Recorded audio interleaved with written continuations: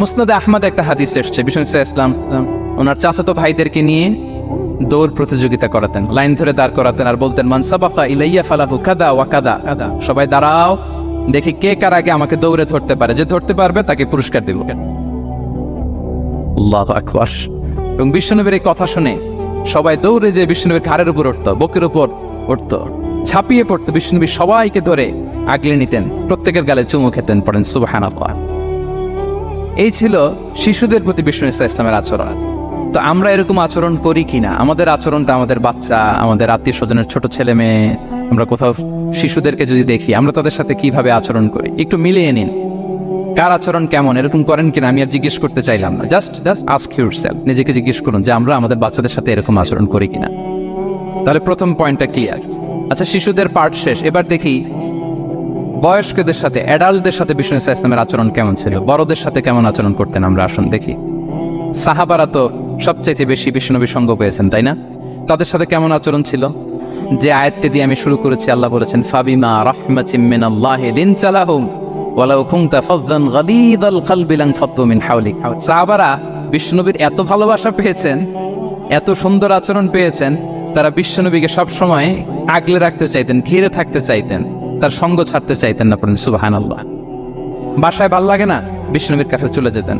ওয়াইফের সাথে মনোমালিন্য, নবীর দরবারে চলে যেতেন। এমনকি কোন সাহাবীর পেটে যদি ক্ষুধা লাগতো, ঘরে খাবার না থাকতো, তারা বিশ্বনবীর কাছে চলে যেতেন। তারা বলতেন নবীর চেহারার দিকে তাকিয়ে থাকলেই আমাদের ক্ষুধা মিটে যেত।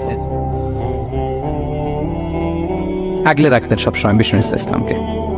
আর সবসময় বিষ্ণু ইসলাম একটা স্মাইলিং ফেস নিয়ে তাদের সাথে কথা বলতেন, মুচকি হাসবেন।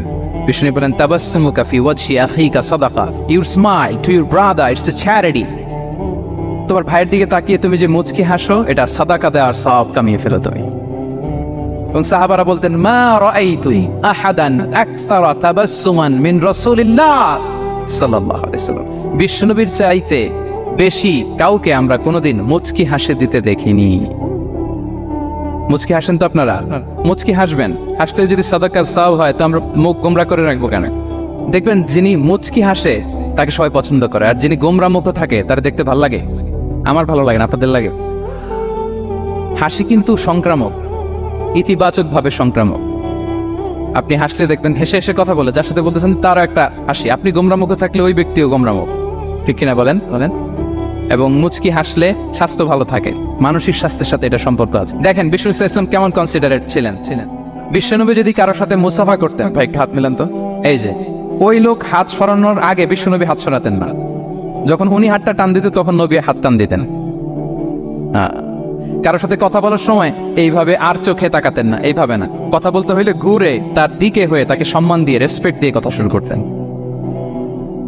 কেউ কোনো গুরুত্বপূর্ণ কথা কানে কানে বলতে চাইলে তিনি কথা শেষ না হওয়া পর্যন্ত মাথা সরাতেন না। সুবহানাল্লাহ, আসতে বলেন।